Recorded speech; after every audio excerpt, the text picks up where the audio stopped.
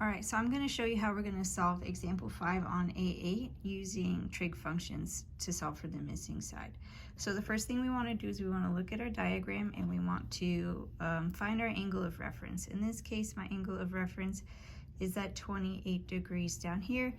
Angle of reference is just a fancy way of saying the angle that you're given. So we're given the bottom angle is 28 degrees, so we're going to use that to label our opposite, adjacent, and hypotenuse. So we got opposite, adjacent, and hypotenuse. Now we really only want to focus on solving for one side at a time. So I'm going to solve for x1 first, and I'm going to just ignore x2 for now. So I want to decide what trig function I need to use to solve for x1. So x1 is going to be my opposite side, and then we're given my adjacent side is 23. So because I have these two sides as my pieces of information, that tells me I'm going to use tangent since tangent is opposite over adjacent. So I'm going to set up my equation. I'm going to say the tangent of my angle is equal to opposite over adjacent. So in this case, my angle is 28 degrees.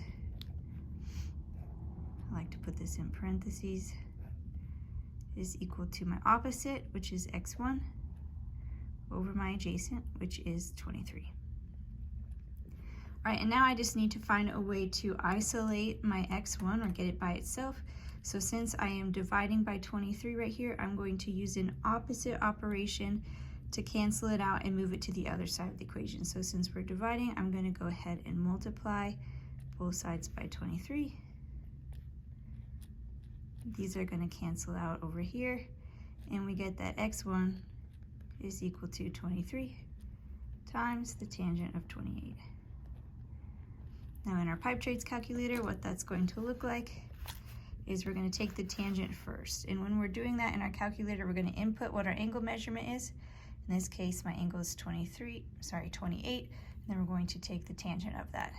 So the tangent of 28 is 0.53, and then we're going to go ahead and multiply that by 23. And we get 12.22, and then I want to convert that to feet. I'm just going to hit convert to feet, and you have to do this like 3 times. Don't know why, but, and you get 12 feet, 2 3/4 inches. All right, now solving for x2 is a little bit more involved. So now we're going to ignore x1, and we're going to use our 23 that we're given, and then we're going to look for our x2. So we can see here I have my adjacent side, which is 23, and then I have my hypotenuse, which is x2. So since we've got adjacent and hypotenuse, that tells me I'm going to use cosine. So we're going to start setting this up. Cosine of the angle is equal to adjacent over hypotenuse, and then we're just going to plug in what we know. So cosine of my angle is 28. My adjacent is 23, and my hypotenuse is x2. Now we can see this is a little bit more complicated because my variable is on the bottom of the fraction, and in order to solve for it, we have to have it on the top. So I'm going to do a similar step here. I'm going to cancel out this x2 on the bottom by bringing it up to the top, but then we'll see that we're still not going to have our variable by itself. So I'm multiplying x2 to both sides in order to get it out of the bottom of the fraction, and then we're going to get x2 times the cosine of 28 is equal to 23. And then again, we're going to use opposite operations to get our variable by itself. So since I have times cosine 28, I'm going to do the opposite, and I'm going to divide by the cosine of 28.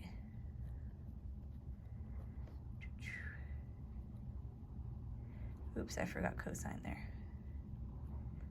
All right, now these are going to cancel out, and we get that x2 is equal to 23 divided by the cosine of 28. And then in our calculator, we're going to do 23 divided by, and then we're going to do 28, and then we're going to hit the cosine, and then we're going to hit equals, and I get my decimal, convert to feet, and we get 26 feet and 9/16 inches. And to find angle B, of course, we would just do 90 minus 28 is 62.